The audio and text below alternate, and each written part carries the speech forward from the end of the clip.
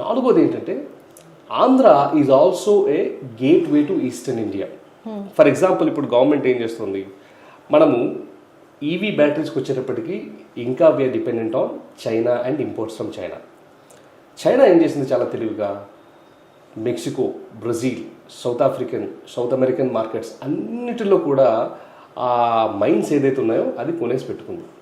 Only one country which did not partner with China is Australia. The beauty with this, ఈ mines అన్నీ కూడా western Australia Coast లైన్లో ఉన్నాయి.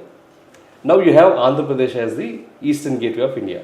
So now the bilaterals between Western Australia and India are happening such a way that ఈ Western Australia companies వాళ్ళ setup అన్నీ కూడా along the coastal line of Andhra పెడదామన్నది. సో దీనివల్ల ఏమవుతుందంటే ముందు ముందు ఈవీ బ్యాటరీ కాస్ట్ తగ్గుతుంది, local manufacturing of battery packs జరుగుతుంది, దానివల్ల ఈవీ కాస్ట్ తగ్గుతుంది. నెంబర్ 1. రెండోది, నేను చెప్పినట్టుగా 3 ఇండస్ట్రియల్ కారిడార్స్ ఉండేటప్పటికి a lot of movement of fleet both for cargo as well as passengers.